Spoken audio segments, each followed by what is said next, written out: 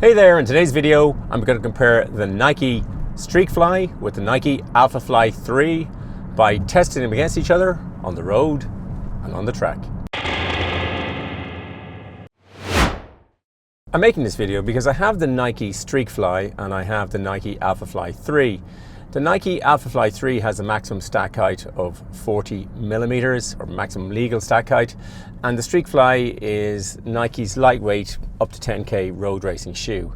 And I was wondering about the fact that if you wanted to go faster and have more stack or more foam, whether you could, and you had a maximum of 40 millimeters in the shoe, that by changing the track surface you might go faster. That was essentially what I was trying to think about, and that maybe with marathon shoes in future, maybe what courses would do is they change the track knowing that the shoes were fixed in their foam finiteness.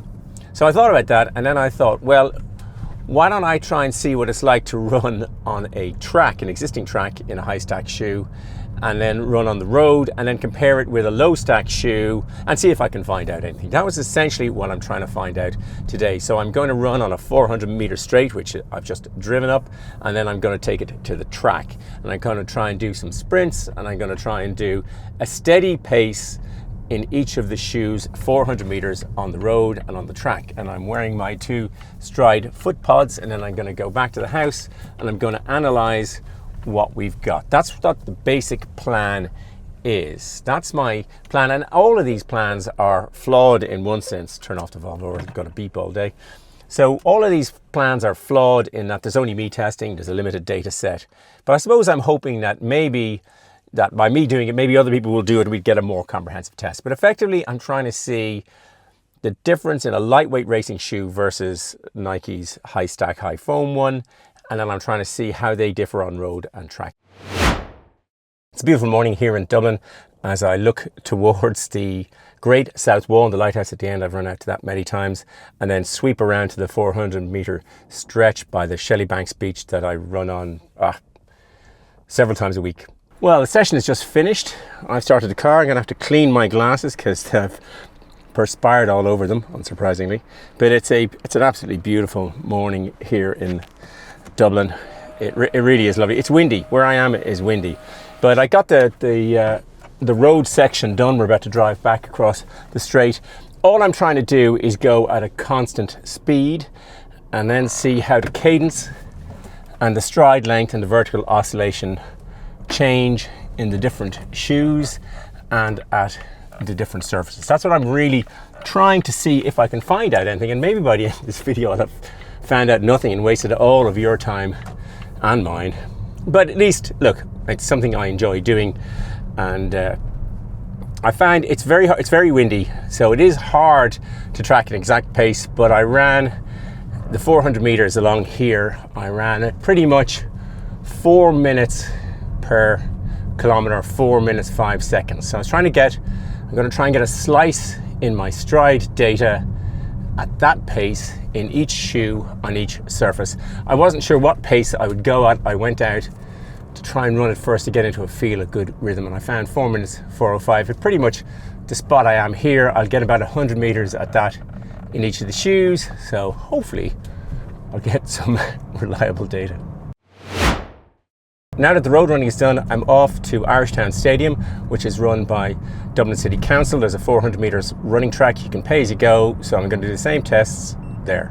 I've just finished my track session here in Irishtown Stadium in Irishtown in Dublin, and it was interesting. The last time I ran on the track, I remember feeling it was harder than I thought it would be. I got on the track today and thought, it's harder than I thought it would be.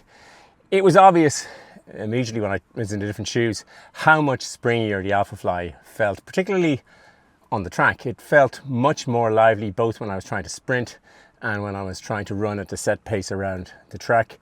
I enjoyed the Streakfly, but you could definitely feel it settled in nicely, but definitely there wasn't as much, at least I couldn't feel as much spring. We'll see what the data says when I get back. I'm going to drive back to the house now and try and analyze the data, see if I can come up with anything useful. The one thought I did have afterwards was, I think Nike are bringing out a new Streakfly.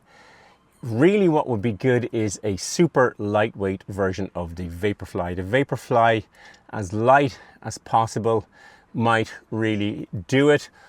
Otherwise, my present thought is that the Streakfly it's a great shoe, and I ran a lovely 10K in Skerries, my hometown. I loved running every second of that in the Streakfly, and once I got going at the end, it really got going. But I imagine for ultimate performance for a 10K, you want a really, really super lightweight Vaporfly. But we'll see what the data says.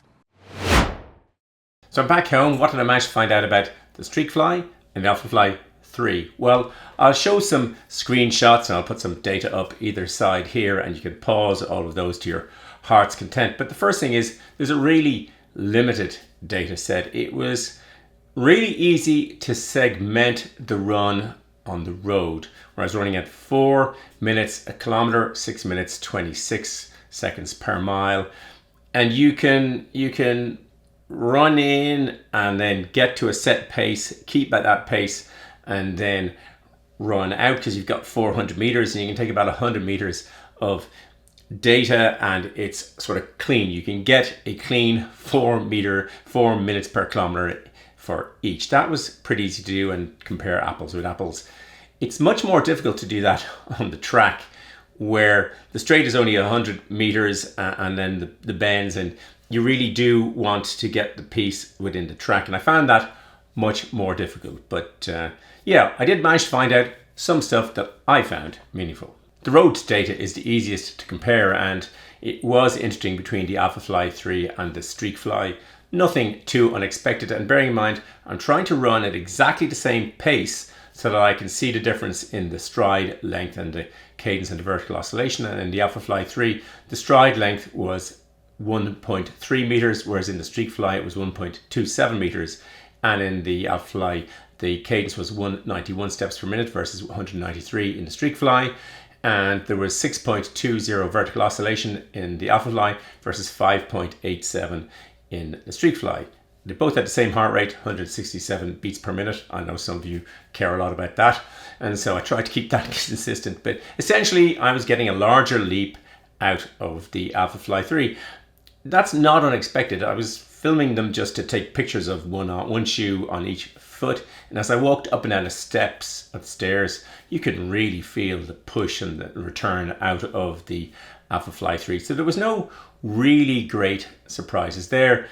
It was much more difficult to get comparative data and reliable data from the track sessions. There's 100 meters straight on either side, but the bends distort. You're trying to get to a set pace, and you can only take the data really from the straights, because the bends would distort some of the factors. That made it much more tricky and less reliable. The power output from my that measured by my on my stride on my Apple Watch was less. I think it's because of the wind. There was a lot of wind down on the beach. There's always the wind. You go down and you're on that straight and you're heading out and you're feeling good, and then you realize when you turn back it's because you've had a really strong tailwind. But that was one of the things I found. The data not as reliable from I couldn't get it as clean, let's put it that way, from the track. But I found that the Alphafly 3 had a similar stride length on the track and on the road, whereas the Streakfly definitely benefited, and the stride length was longer when I was on the track at 1.3 meters. And I suppose if I take a look at the Streakfly, it's got very little foam in it. It's a really efficient running shoe. It's a really nice shoe to run in. It doesn't have a lot of foam, and perhaps, yeah, that additional foam that's in the track is giving it more spring. And perhaps in the Alphafly 3, which already has a lot of foam and it has got the foot pods up the front, it's getting less benefit. Whether that is there's just so little data, it's hard to make any more sense of it other than that. In terms of conclusions, the first one is, well, you need more data. You need more people running in more shoes more of the time to really get an accurate picture.